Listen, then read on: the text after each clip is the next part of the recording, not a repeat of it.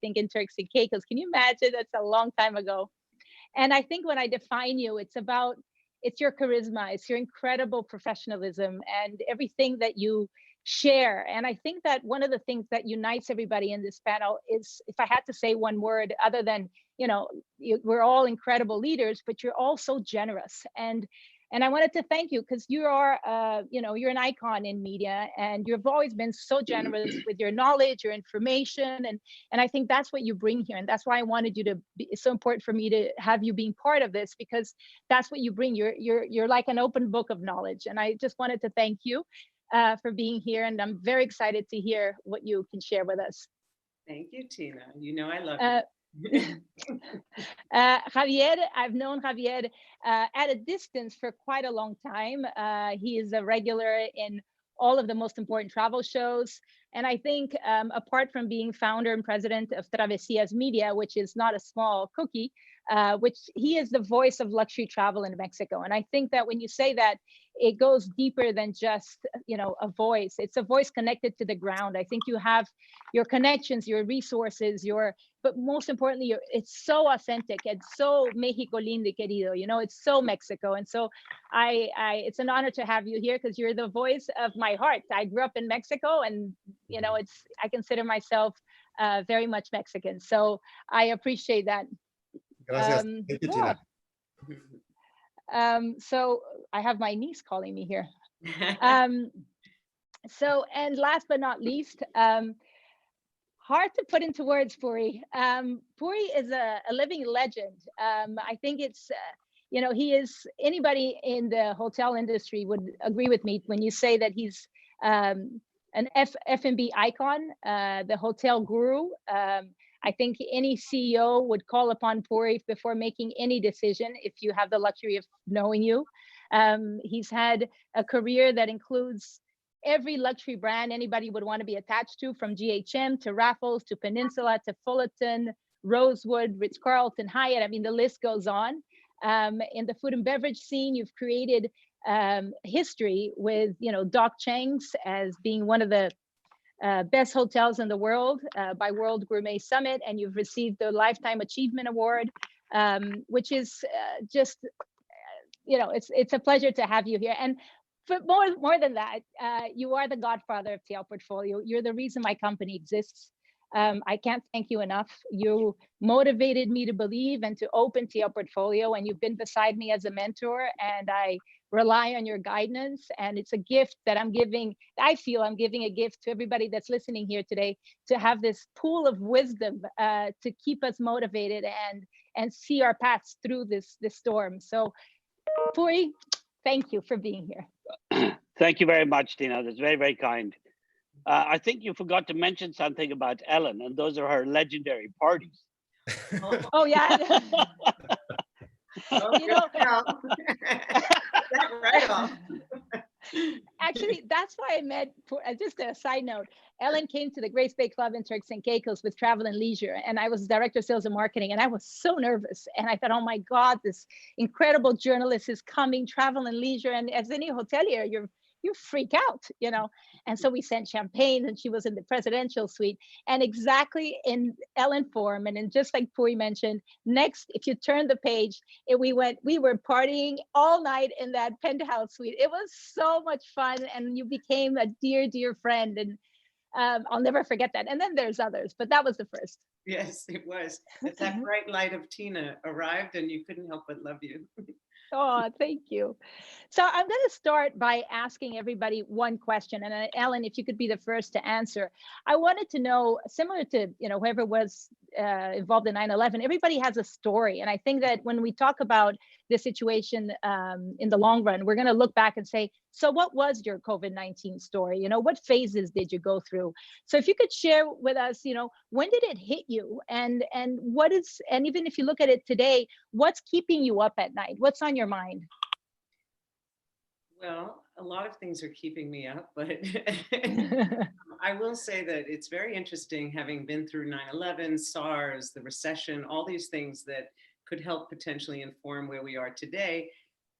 I would say probably the beginning of March, we could have never seen what was coming. And day by day changed so quickly. I've never experienced anything that daily changed. And in fact, I was on holiday in Jamaica at one of my favorite hotels, the Rock House, that I think you all know I love.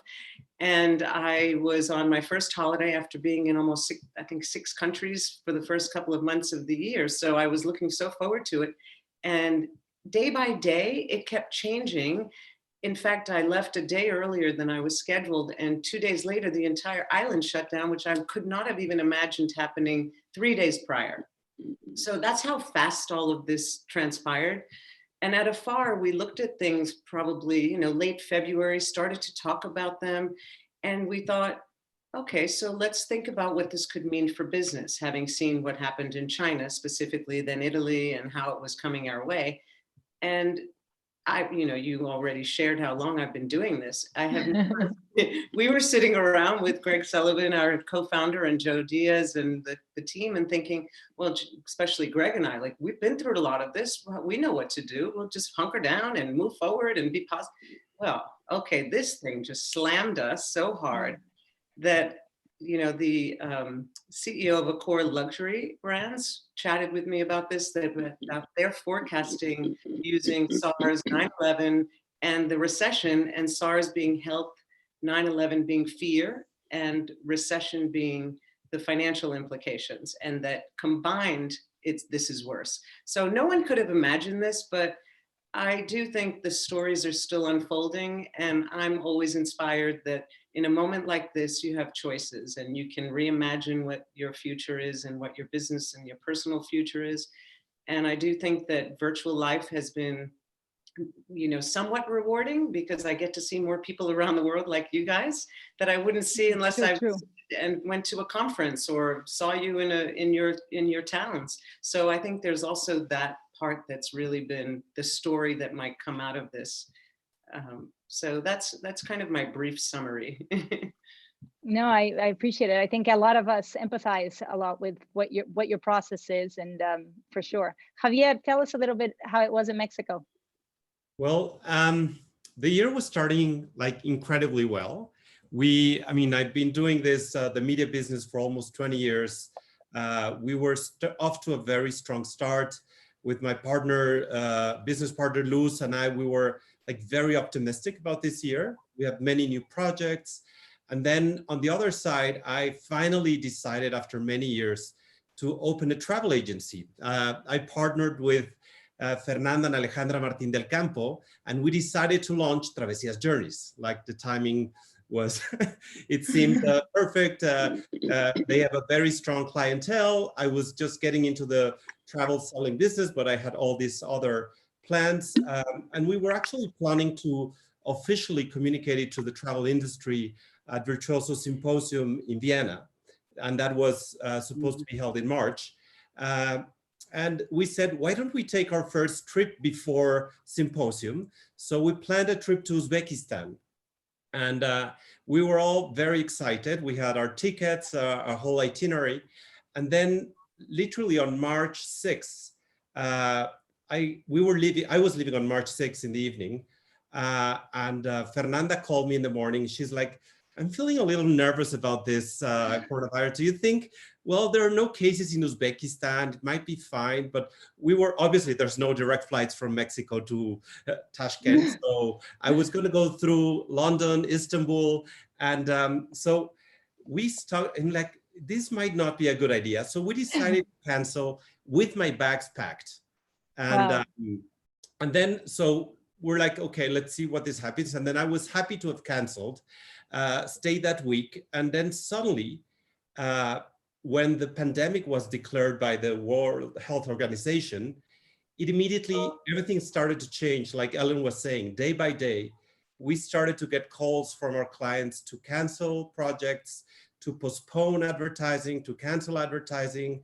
Of course, on the travel agency side, the same, cancellations, postponements. So it was like, I guess the initial reaction was of shock, and that shock lasted about 10 days, I guess. We started to make very quick decisions, and I would say I think we're now in a phase where the shock has passed, but like Ellen was saying, there's nothing like we've been through a lot, but nothing like this before. I always joke that as Latins, we're used to crisis. I mean, we have in Latin America, we've faced so many crises that we know that things come back. So we're wired for that, you know, to coming back from crisis. But right now it's very difficult we're planning. I mean, how does the second semester look like? We really have no clue. So we're working on parallel scenarios, and that's I mean, it's new. It's not necessarily bad, but it is scary. I mean, we don't know how long this will last, and so we're very good at improvising, at being flexible, at being open to new ideas, and I think that's the way going forward. I mean, it's going to be very difficult to plan like we were used to. For sure. I think that's the biggest, you know, that's the word of the moment, I think, is transformation for sure. Because we're definitely, you know, we're definitely going to come out of this, but just not the same. There's going to be change. And when you talk about change and knowing how to improvise and being creative, Puri, tell us about obviously your story, but what are you know, what's keeping you up at night? Does anything keep you up at night? Well, I think what's keeping me up is optimism. I think that one of the things that comes out of any calamity is change.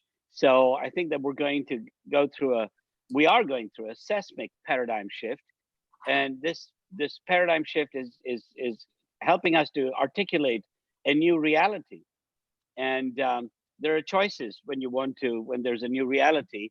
You can either follow the predictions of people, what they're trying to tell you what the new reality might be, or you can choose to invent the new reality. So I'm an absolute optimist, and I'm participating in inventing that new reality. What is that new reality, and how are we all going to embrace that? And as we move forward, to be able to shape public opinion, lead the way, and make those changes which help us to lead a better life. I think to some degree, nature, it's a reset button from nature. Globally, I'm listening to everybody saying, "Oh my God, the sky is so blue and the stars are out and the dolphins are in the waters in Venice and so on." Fantastic, that's brilliant. And we've all been crying for that, but we weren't paying enough attention. So God or nature pressed the reset button, which is brilliant. And from here, we're now going to invent this new reality and live with a new reality, which I think is going to be fantastic. It's going to be fantastic for us, and it's going to be fantastic for our younger generations for times to come. So it's all. I think you're absolutely right. Yes, we're going through a slightly difficult moment right now, but this difficult moment will pass quickly. I couldn't agree with you more. And I think that also as you go through phases, you know, you go through the first phase, as Alan was saying, of utter shock and confusion. And then you start to see the light and you start to adjust your life a little bit. And then you do get to a phase, which I'm luckily in, which is a production phase of like, great, you start to feel excited, you know, it's like, wow, what am I going to do with all this? Because if the future is going to be completely different and I want to be part of this change and this movement, where do I go? Everything, it's like an open canvas. So it's, yes, you don't want to forget, you know, a lot of people that are unemployed, and of course the hardship of it, but you just can't be frozen by it. That's, I think, the key, you know. Being excited about the opportunities doesn't necessarily mean forgetting about the current situation or not, you know, appreciating the hardship of it as well.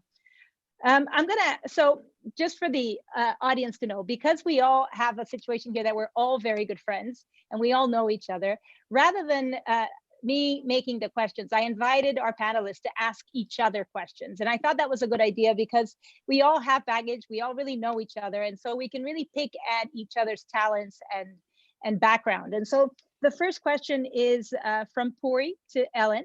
Ellen, what are some of the destinations that will come back first and why? So I'm going to put my crystal ball over here. No, it's interesting because like I was saying that phases are occurring so quickly. We're already seeing that from all the research that I have looked at globally, that while consumers were travelers, active travelers were reluctant to travel even 2 and 3 weeks ago, they're more apt to travel now. So the numbers keep growing, showing that certainly we know the appetite is there. Everyone wants to travel. I can't wait. And I know that, where they travel and how they travel is more up to the openings of air service and what borders open up first and where can you travel. So it's less about where I want to travel, it's more about how and when I can travel. So the way we've approached it at AFAR is we are still, we speak a lot with empathy and inspiration, but also, as you say, in the reality. So we think that the domestic travel market in the US, the closer to home, everywhere around the world, whatever you can drive to. So first you're going to come out of your home and you're going to go to the restaurants you love, and you're going to go to the gym for the first time, and you're going to have your hair done. Those are the first things, right? Once you get those checked off, you're going to start to travel closer into your home. But I also see that, places are taking business now, that even Italy, I know people who are booked in August to go to Sicily with their family, and they're continuing to go. So that depends on airlift. So again, I think it's about, is the destination open? Are they going to, what are the protocols to fly? Do we need health certificates? Are we going to need visas? All these things are going to inform more of what we do. I do know from the AFAR Travel Advisory Council that the business class, which we talked about yesterday on the live chat, is, and Jan was talking about that's already social distanced, and private jets and private villas and places that are like Africa, with Luke Bales talking about Singita being already social distance. Those places will open up also. And New Zealand, it will be interesting to see, in Australia, with the dollar strong and the fact that they have a wide range of land to be able to go to. This is going to be interesting though, because will you have to quarantine for 14 days when you go somewhere that has been safe, like New Zealand? And if you do, there's an opportunity for the wellness category, right? We're going to maybe have 14 days of pampering before we can go and actually explore a place, That's not so bad. Right, but all these things are opportunities, as you say, Tina, because we don't know really. We only know that we will travel, and that is for sure.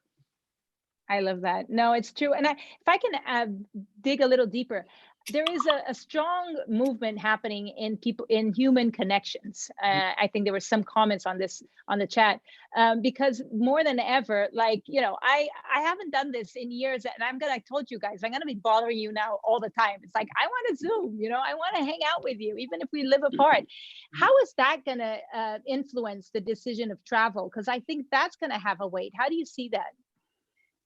So I think you're asking like how we connect with each other, and I do know that that's important. So again, like I think Puri said this, it's going to happen. We're going to get back to it, but we're not there yet.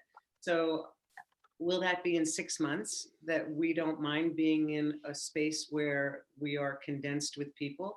I mean, we hear that there will be limited number of people visiting sites and limited number of people in a movie theater or in a Broadway show in New York. So we're going to be with people. We're just not going to be on top of them like we were before. In cities like, Hong Kong or New York, even dense cities, are going to be very conscious of that. But again, Tina, I don't think that we're going to lose the human connection. I'm craving it. And I think it's really, will we be able to hug when we see each other next, right? Or is everybody going to fist bump or give me an elbow? These Yeah. things are to be seen, right? I mean, I will say, well, we're so happy with the reaction of our audience at AFAR in terms of wanting to be with humans. Like, they're not choosing. Our best stories this week were, the best cities and the best hotels. That's not isolated places. Those are the hotels and cities are not isolated, along with cocktails. Those were the top 3 in the Very true. Puri, Javier, you want to mention anything, or should I move on to the next question? No, I just think to what Ellen was saying, another thing that I'd like to just add is, I think we're all going to want to go back and to be able to go back to the people that we love. Yes. And so am I waiting to go back to Tuscany and to be able to stay at that wonderful place because I missed the staff there. I missed the people there. So that solidarity will play a big role. We're going to want to go back and support and be with the people that that we've always been with. Don't you think, Ellen? You know what, I've been saying that over and over. And in fact, that's exactly what I'll be doing. And I think it's not just the places you love, but because of the people that are there. So I completely agree with you, Puri. Completely. Very much so. And I think that goes to the next question, which is from Ellen to Javier. And I think this is an interesting point because it dives into different cultures. And so Javier, Ellen is asking regarding the Latin American travelers, do you think that they're going to lean in to more of a comfortable travel where they are united with family, because it's a very it's a very family oriented culture, and so not so much within the domestic market, which is the first phase, but after that, or because we're also Latins very party and outgoing, and or do you think that they will lean more towards that exotic kind of travel? Well, I mean, first of all, I think it's different to pull all of the Latins in one basket. I mean, there's so many different, we're different, but it is true that we are very family and friends oriented. And I don't think that will ever change. No, I mean, in fact, I mean, we're all spending and craving to spend more time with our friends and family, and we're all missing each other. So definitely, I think there will be in a first phase, that. I mean, I am missing many of my friends, and I guess, like Puri was saying, some of the first trips we will take will go to see the people we miss and the people we love. So not just traveling with your friends, but also visiting your friends that live in other parts of the world. So I do think that will be like a first wave of travel where we will be looking for that human connection Ellen was talking about. But I also, I mean, again, if you ask me, I know what I want to do. I mean, the fact that this whole crisis started in Italy, I started to contact all my Italian friends, and being lucky to be part of this industry, I have friends that happen to own some beautiful hotels, like Valentina in Lago di Como and Antonio in Positano. And of course, those are the friends I would love to come, not just visit and support, but also spend time with and talk about how we all did during this crisis. So there is a very personal side to travel, I think, on the first phase.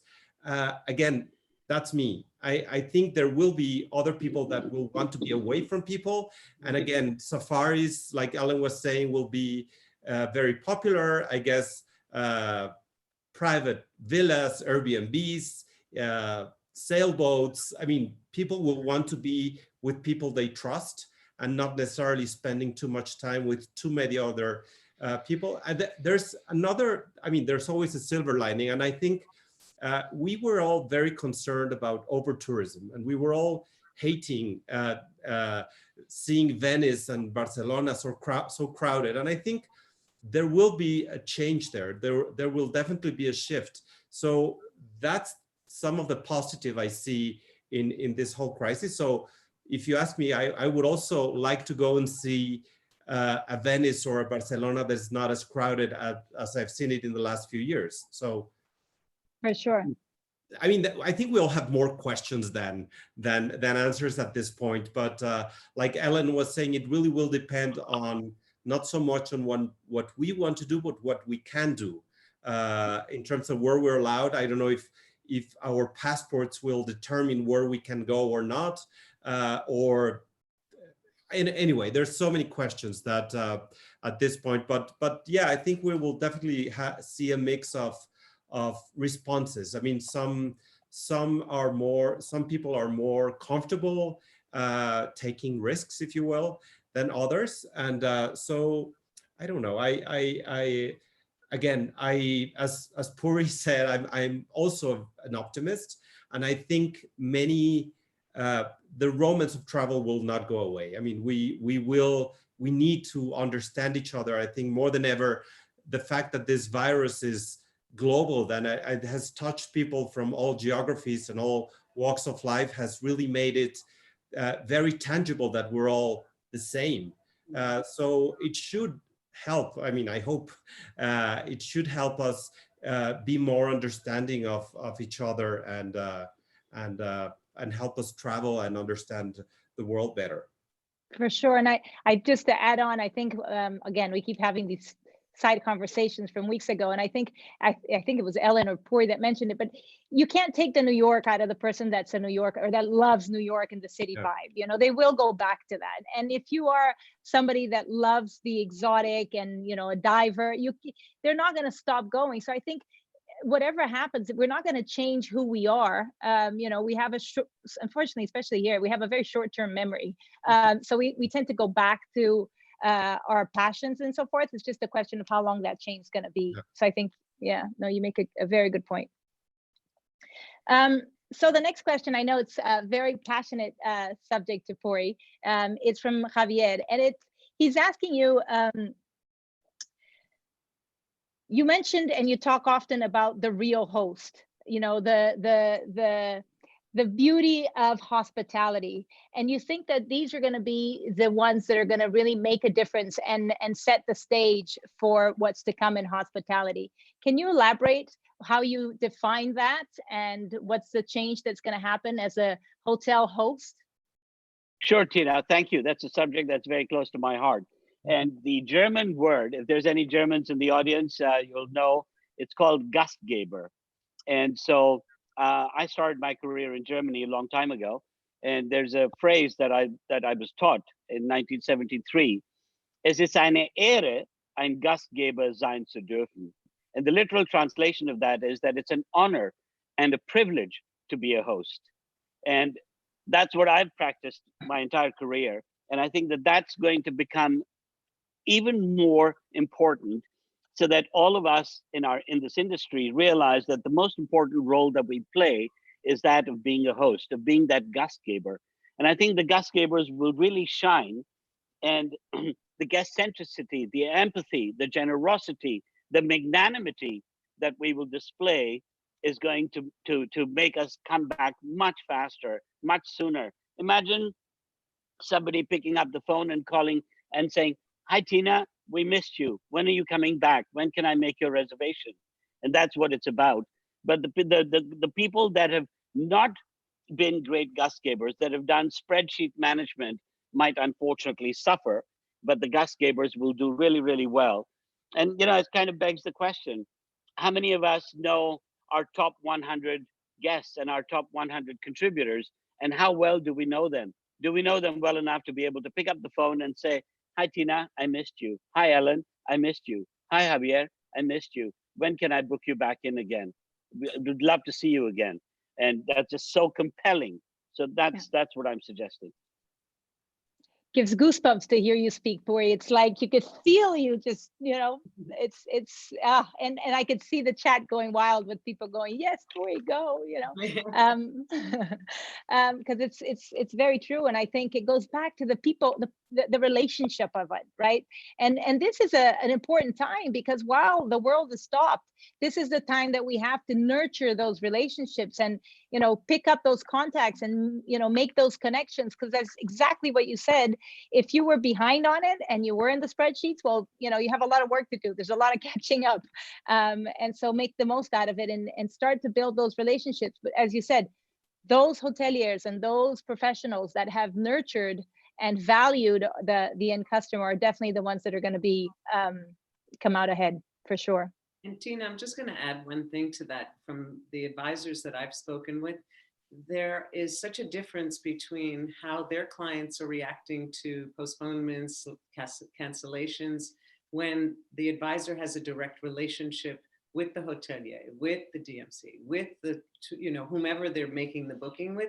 When it's a direct relationship, there's a much easier way to postpone versus be in this paperwork, like Puri is saying. If you're the one behind the desk, you don't have the relationship, and therefore the outcome is not the best. Yeah, and if I may add, I think the other side of that is that trust is Oh, the biggest Huge. currency now. huge. And I think going back to the kind of advisors we know, and that those personal relationships Mhm. give that.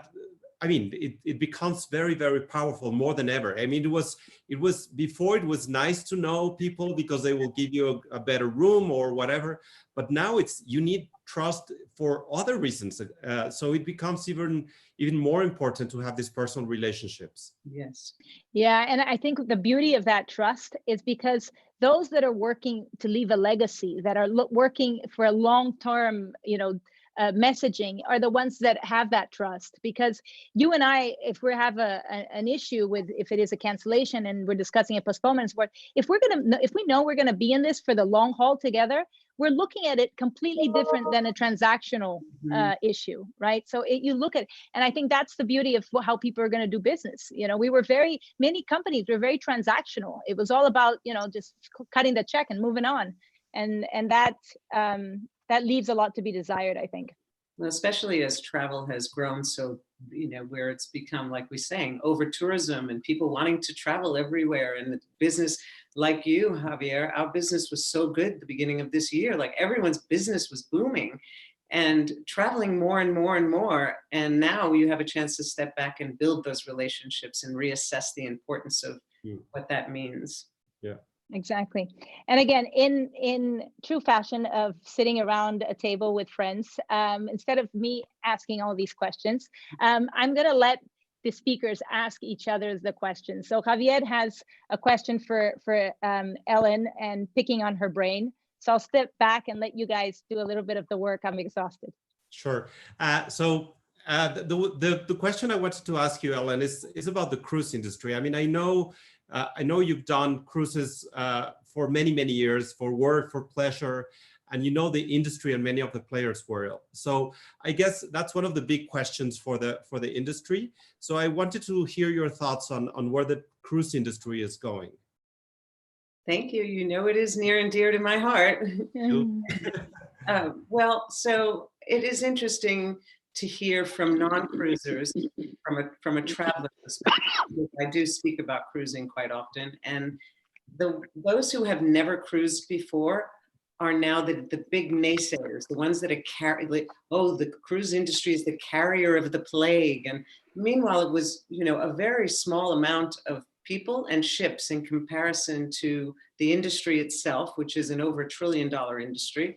And it is unfortunate that the press was not managed better, because we know what that is, right, Javier? Okay. But I think that the industry itself will thrive because cruisers love cruising. And it will be similar to hotels and other ways that we're talking about traveling. If you are a 2,500 room cabin ship, probably not so much right now. If you are, Crystal, Silversea, Seabourn, the brands that are smaller and have less guests and have already, the majority of the cruise industry has been taking precautions for many years, fist bumping before we even knew what that was, Purell in every location. They have always had a sanitary approach, but that will also need to be looked at, and that will be evaluated like every other part of the industry. We're hosting an AFAR sailing on Ama Waterways, which is a river cruise, in November. And the bookings that we've generated to date, no one has canceled. I know that from speaking with a friend at Crystal this morning, that they have still coming bookings for summer. And the 2021-22 are looking, very good. You think about things like aqua expeditions, in the ways that you can sail around, you can travel on the Mekong, where there are new Indonesia routes, and people clamor to do things like that, but they're smaller. Yeah. So I think, again, very much like the trend of everything else, it's how can you feel safe and secure in an environment that you love?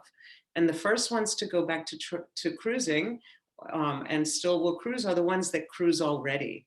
So perhaps it will take a little time for new cruisers to enter into the market, But once you start getting FOMO again, where you have the fear of missing out when everybody's posting from their beautiful location and they're back in Greece sailing the Med, people are going to want to do that, just like every other location that has been over tourist.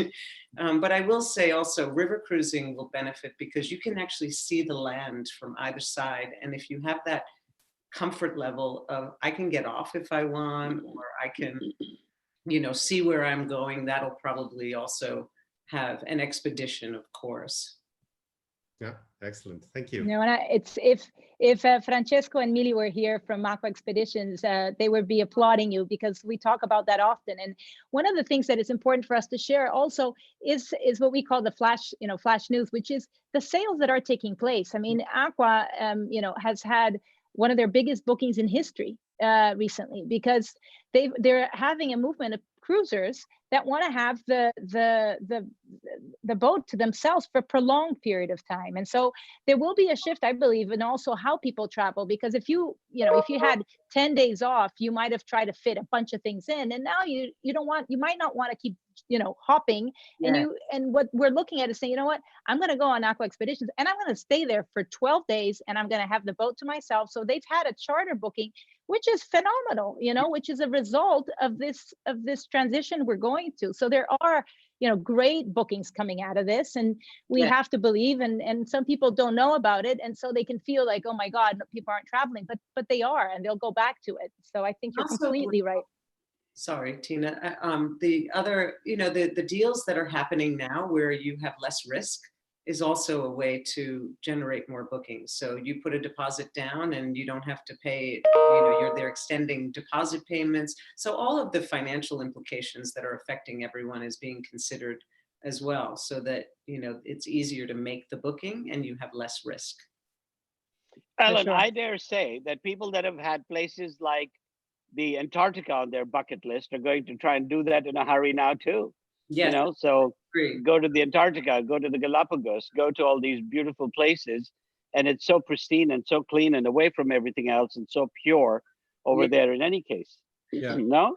And Yes. if I may add, something I see, well, I think one thing this crisis is doing to us is that we're definitely slowing down. I mean, we've been forced to slow down. Yes. And I'm hoping or thinking that that should translate to how we travel when we can. I mean, we were all taking so many flights all the time, and maybe it will be like the old days when you used to go. I mean, in my parents' and grandparents' generation, like a trip to Europe was 6 weeks or 2 months, you know, and not a few days like we're used to. So I'm wondering if that's going to be one of the outcomes of this crisis, that people will travel slower.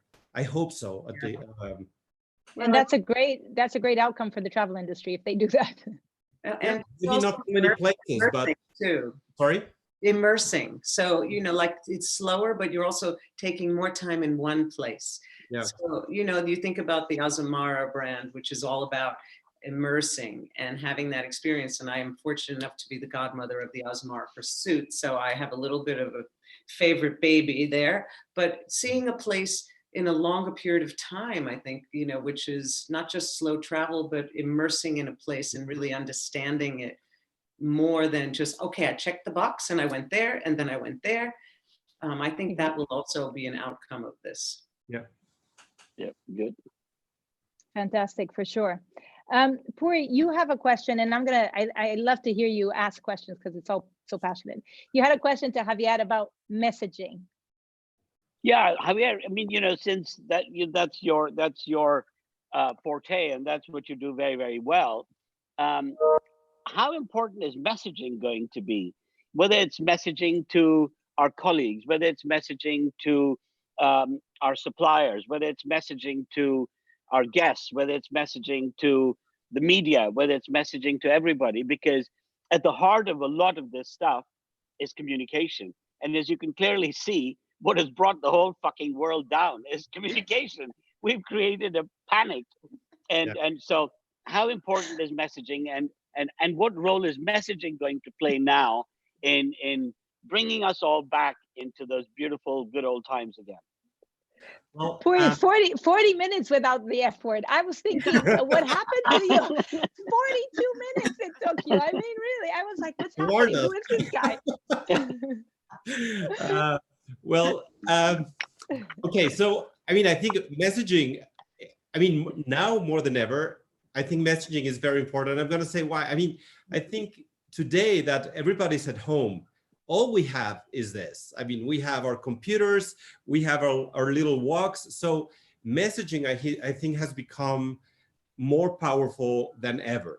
And we all know the risks about fake news and overblowing stories. And it's very difficult for us to control that. But what we can control is whatever we communicate, how do we do it? And I would say, I mean, you were asking what should everybody, not just in the industry, but in general do. I mean, my advice would be to communicate in the more authentic way you can, be honest, be empathetic, but more than, I mean, that's like the base. But my big thing is quality. I think you need to have the best quality messaging you can give. We're inundated by information. So I think many people feel the need to communicate or do a daily post or more than one post a day. I don't think that's necessary. I think if you're going to post something, it should be meaningful. It should be high quality. There should be thought behind what you're communicating. So, I mean, now we finally have more time. So use your time to think about what you're going to communicate and how. The other, and I think Ellen will agree with me, call professionals. We have teams of professionals that are content creators that can help you communicate better. This is the time to really pick on experts to help you communicate, because I think there's a lot of, I mean, all of our feeds are inundated by cooking classes and the quality is all over the place. And I think whatever you're communicating, if it's not high quality, that's the only thing you can show. I mean, people cannot experience the quality of your food. They will only see the quality of your video or of your text. So it's I guess, more important than ever to really focus on that. So that would be my I don't know if that makes any sense, Puri. No, it does perfectly. And I feel very strongly about messaging. And so you said that really well, quality over quantity. Mm-hmm. And it's not about selling, it's about telling. Yeah. You know, and sharing genuine, what you said, the genuineness of that and the authenticity, but the empathy, the honesty and the sincerity with which that message, completely agree. As do I. Ellen, she has a great question for Puri, and I'm very eager, and I know that everybody's eager to hear this answer, and which is not an answer, but it's your thoughts on how will the food and beverage outlets in hospitality adapt to this new normal? How do you see this transition, and what do you see coming out of all of this period of isolation and takeouts and all that? Yeah, I think that right now there's a lot of noise, and we need to be able to filter through that noise. Some of it is just really sort of housekeeping items or basic laundry items, as one says. But you think and talk about the hygiene issues.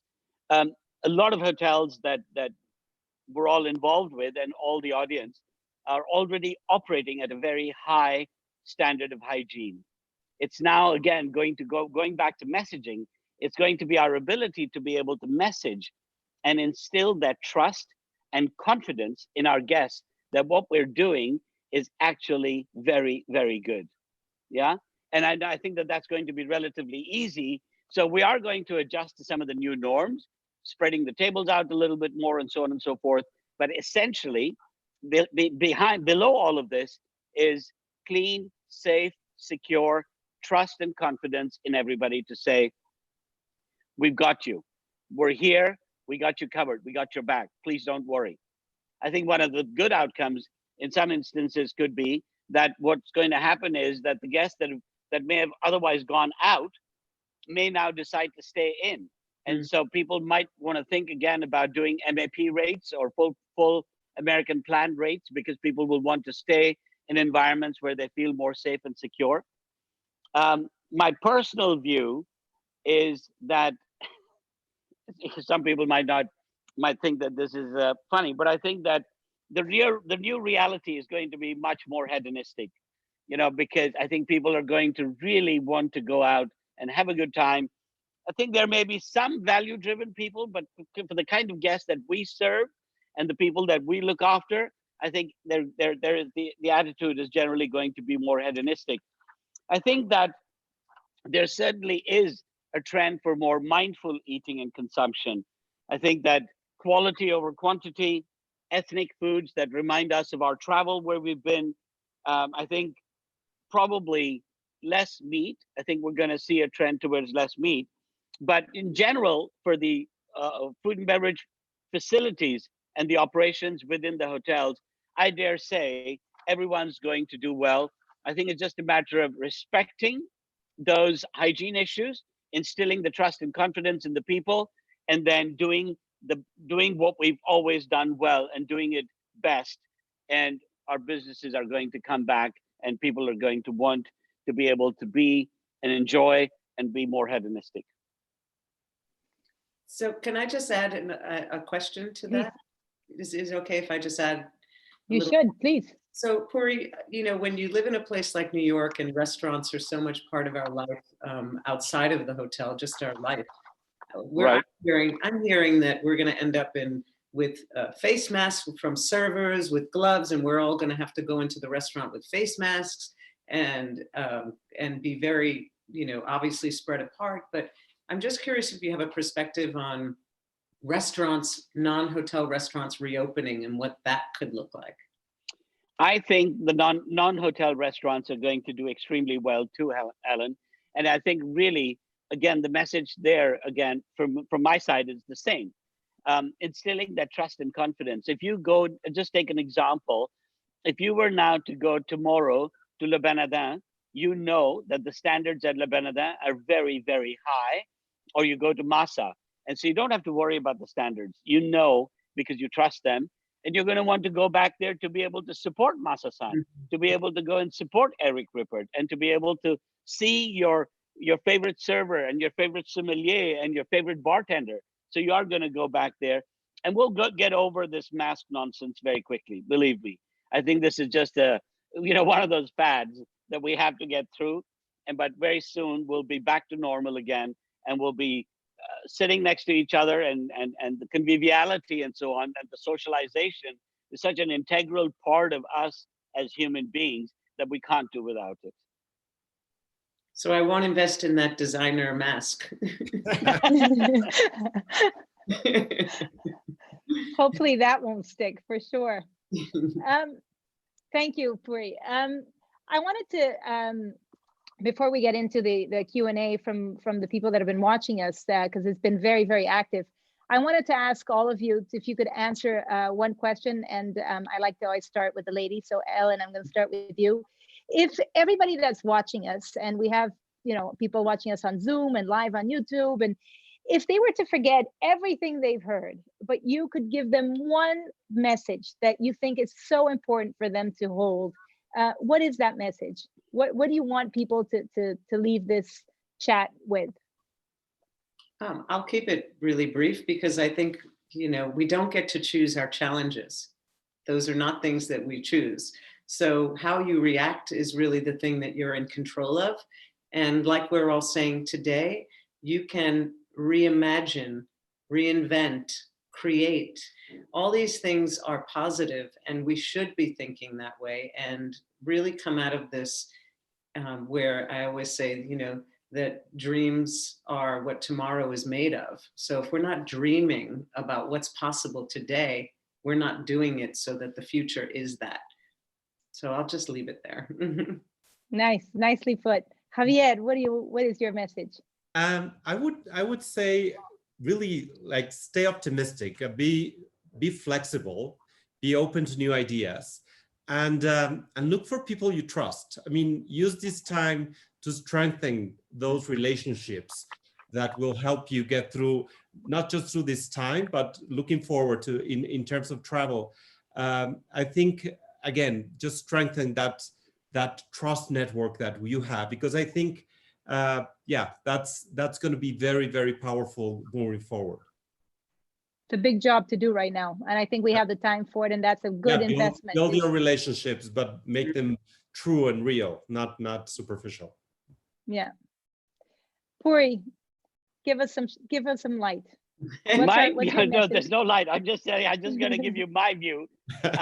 If there's one thing I'd like you to go away with is, for heaven's sake, don't do anything tactical. That's the whole world is going to be doing tactical things. You're all leaders. You're all the best at what you do. You know, your conviction and everything that you believe in and the product that you have and everything that you've built, don't go tactical. Don't discount your prices.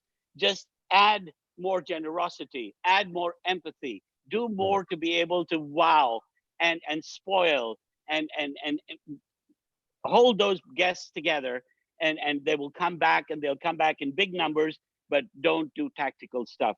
That is a big mistake. I would never do that. Well put. I wanted to just actually thank all of you for agreeing to stay a little longer so that we can have the time to get into the Q&A, because it's hard. It's so many questions, and it's hard to choose one. But I think I'm going to try here to choose some that I know that are questions that many people have, which is, we have one from Maria Saiz and Andres Ruiz, which is about the MICE market in the future, and how do you see business travel changing, because that's a big chunk of the travel world, and that will definitely, I don't think anybody argues that there's going to be a shift there, because these Zooms calls are, you know, definitely making life a lot more efficient. Anybody want to dive into that? Yeah, may I? I mean, I'd like to just take a shot at it. For me personally, MICE is meeting, incentive, convention, and exhibition. The incentive business is going to continue to go and is going to continue. We now need to be able to identify which are the industries. For instance, right now, if I take a look at the industries, and if I was going to be looking at this market and to see what do I need to do and who do I need to go after, pharma, tech, banking, private equity, logistics, all these businesses have continued to do well during this time. So go after the ones that really have done well, so that you're not going after the businesses or the companies that haven't done well. Step one.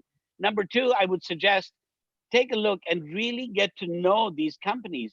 What are their in-house facilities, and what is it that they really need, and what is it that you're going to provide? I dare say having great state-of-the-art audiovisual will become important. So meetings might become smaller, and people might say, all right, let's take not the entire gang, but let's take a smaller gang out. And I think also, once they know that you have the best audiovisual and the best equipment to be able to deal with their needs, that'll give you the competitive edge. But is the MICE business going to be there? Absolutely. Absolutely. It cannot stop. We have to be able, that's how we conduct business. As a matter of fact, you hear a little bit what people saying, part of the reason why some of the businesses have come to a halt or have slowed down is because people are not being able to go there in person to be able to conduct the business. So the meeting business will be back. The conventions and exhibitions will be back. Everything will come back. I also agree. I think people don't change, and those moments of unity are so important for the energy of a business to survive. You can't just live on virtual. It for sure will be a component, but it's not going to replace the unity of people and the energy that brings together, for sure. There's a lot of questions here that I'm going to combine, and they have to do with pricing. In one side, there is a need for people or a desire for people not to be on top of each other, and to be more conscious about space, which could potentially lead for prices to go up. On the other side, you have what Puri was saying, the fear of the business not coming back. And so all this, hospitality that's incentivizing travelers to jump back on the wagon by going into a potential price war, of discounting. Where do you think it's going, and how do you think this is gonna impact travel? Because there's one philosophy that pulls the prices up, and there's one philosophy that pulls the prices down. And just my take on this, they could both happen at the same time. That's what I believe. I mean, I'll just say that I agree with you, Tina. I think you're going to see both things. And I also agree that what Puri said is add the generosity. So, I think we're going to see a lot more of that. How can I maintain the rates and give a bit more of personal service and the wow? But I do think it's going to happen simultaneously, because we will see heavy discounting in areas that they feel that that's the solution. And then in order to go to that lodge in Africa that only has X number of people allowed, which is, that's going to go up in price, I'm sure. Yeah, and I think that goes back to Puri's comments about the real hosts. I mean, I think the industry is huge. We will see a bit of everything. Some people will go for price, some people will go for quality. And I think it's up to every business owner to choose where they want to be. But I think there is space for every trend to coexist. Mm-hmm. It's up to travelers to know where they want to be. So again, I mean, let's not forget, this is such a huge industry. So yeah, we'll see where this goes, but it's a very personal business decision, I guess. Well, I think there's going to be certain amount of people that are going to look for value driven, of course. And that's perfectly okay. Yeah. They still want to be able to have a lifestyle. I often refer to Starbucks. There are people Starbucks doesn't sell a cup of coffee. Starbucks sells lifestyle. And for people that want to spend $4 or $5 and feel good about themselves and about what they're spending, it's a lifestyle thing. And so there is going to be that value-driven person. We want to be able to show them and give them also something that feels like a nice lifestyle. And yet there are others. Don't forget about the top 1.5%, 2% of the world's population actually got richer in the last 3-4 months. They didn't get any poorer. They've still got money and even got more money. So that segment isn't affected at all. Very much so. And Puri, you're an advisor and a consultant for the Dorchester Collection. Can you share a little bit, because I think that there's a component that goes in with brands and trust, and I think that that's going to also have a big impact in where we're going, and those that will, in my opinion, really differentiate themselves and take it even further, take the luxury and the exclusivity and the experiences even beyond what we were accustomed to, and possibly open a gap, because we had, in my view, the luxury word was so overused, and it was all kind of a mesh together, and it doesn't talk. Some people use luxury referring to an upscale experience. Somebody used it uber luxury.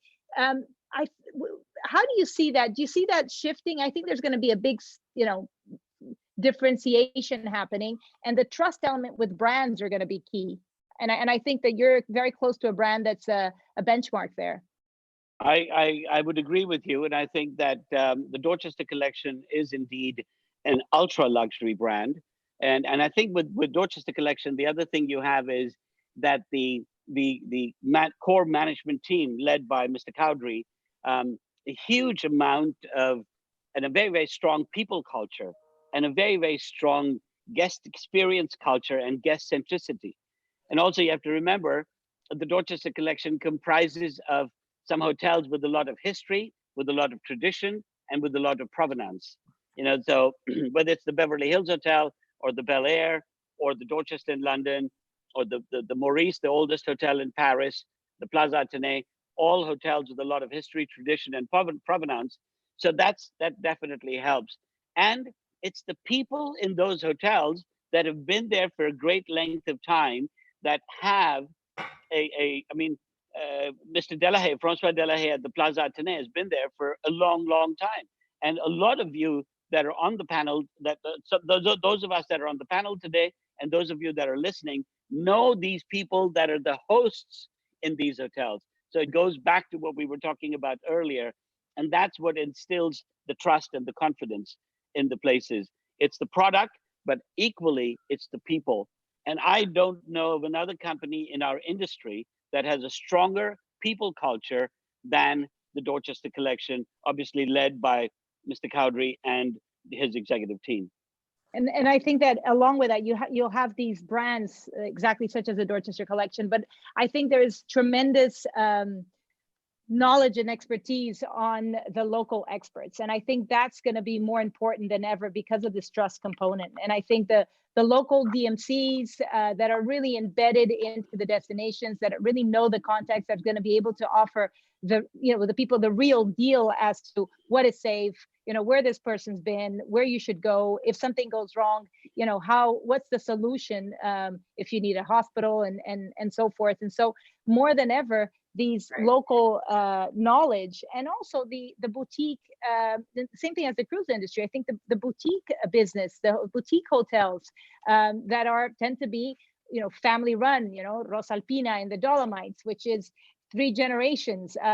They've gone through, many ordeals, and they know they're part of the soil. They know everything that's going on. And if you need to get in there, you'd call Hugo, and so these properties that really, I think are going to make all the difference. And then you have kind of an in-between, which they're going to have to find an identity. And I think it's going to be an interesting, you need to kind of decide where you are. But I think, speaking to my husband who has a travel agency, I noticed that, and he talked about that in Ellen's panel yesterday, being able to call and get the real deal from the partners, how important they are, that you really know your client and that you really know the person on the other side of the phone. So if you're going to Africa, if you're calling Philip at Journey Beyond that he mentioned, or Mark at Little Nell, or you call a person, then you decide if you go or not. I think that's going to be so important. Agreed. Well, yeah. I wanted to again thank you all for being on the panel. For me, this is a pleasure. It's my highlight of my quarantine, is being able to get together with my friends and exchange ideas and hopefully motivate people. I think it's our job, it's our responsibility to make sure that we don't let the industry feel heavy, and feel stuck and frozen and paralyzed. If we can motivate everybody to create, to think, to transform, it's contagious, this excitement, this energy that we share. It's our duty to, scream it, because there's such negative news out there. And so it's important that we do this. And I thank you so much for being with us here today. So I don't want to take too much more of your time. Next week on Friday, we will not have a TL Talk. It's 1st of May, Labor Day. It's a holiday. So we are going to postpone it until the 8th of May, but we have some fantastic friends coming on board. Your good friend, Puri Philip Boyen, will be with us, CEO of Forbes Travel Guide. We're looking at in Brazil, Natalie Klein has agreed to join us. She's an icon in the fashion industry.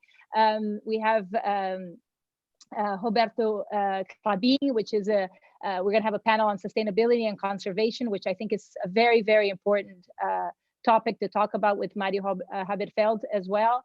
So very good names, and I'm looking forward to sharing more news and more positive energy. And I don't know if anybody wants to say anything, but for me, here's a huge virtual hug. And Ellen, I'm sorry to tell you, when I see you and I see Puri Javier, I'm hugging. Like, you better bathe yourself in alcohol or something. I can't wait. Yeah, me too. Thank you very, very much, Tina. Thanks everyone. Great stuff. Godspeed, everyone. Yes. Everything's going to be fantastic. It will. Lots of love. Thank you so much. Bye-bye. Big kiss. Bye.